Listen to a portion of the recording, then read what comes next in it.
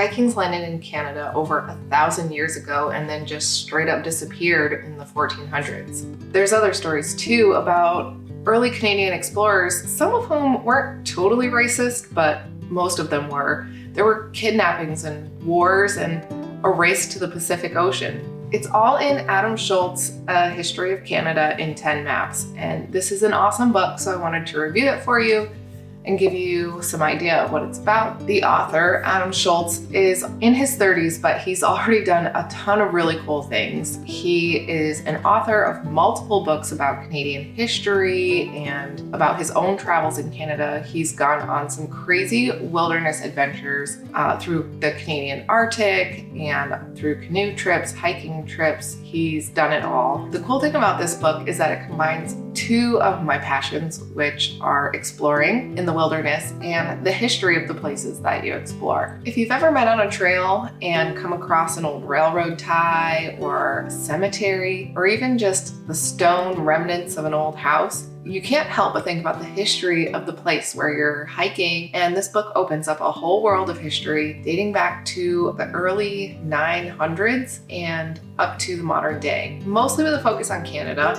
obviously, hence the title. But it gives you a perspective about what was going on in the world as Canada was being discovered and explored. As I hinted earlier, the book starts with the Vikings. The Vikings traveled from the Nordic lands that are now Denmark and Norway across to Iceland and Greenland, and then made their way down to basically northern Arctic Canada and even visited Labrador. Of course, maps in the 900s weren't exactly well kept or well drawn, and the one that Adam references was a 1600s copy of a much earlier map, which was created based on stories and the oral history of exploring from Greenland down to Labrador. And a lot of the Viking history was actually just rumors up until not that long ago, when some actual Viking artifacts were found in the areas described in Adam's book. After talking about the Vikings, he goes into other early European explorers of Canada. Those stories are just as interesting. Stories include the kidnapping of a First Nation chief. They brought him to Europe and then used his language skills to go back and interact with First Nation peoples while exploring Canada. One of my favorite explorers from the book was Champlain, and you may recognize that name because there are a lot of places in Canada and the United States named after him, including a lake in Vermont, Lake Champlain. Champlain had a crazy idea. Unlike previous colonizers, he'd actually seek to make friends with Aboriginal nations rather than antagonize them. He'd already made a good impression on the Montagnais bands in his 1603 journey, and then later with the Micmac on the Bay of Fundy's coastline.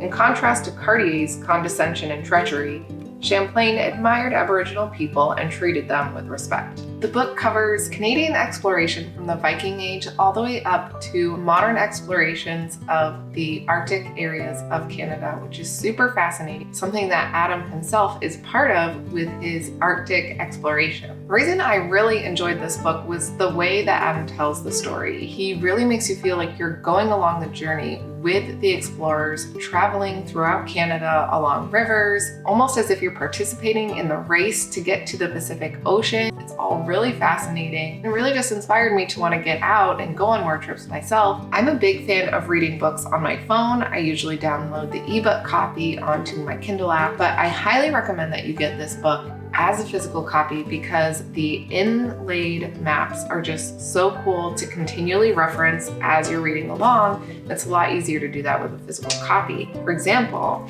when you first look at this map, you might think, wow, that's really weird. But actually, if you read along, Adam says that the map is essentially upside down and you have to turn it upside down. It's really hard to do that on an ebook, and so I recommend getting the physical copy so you can kind of look at the maps and reference them as you read. It made it a lot more enjoyable for me, and I think you'll enjoy it too. It really is such an awesome blending of history and adventure.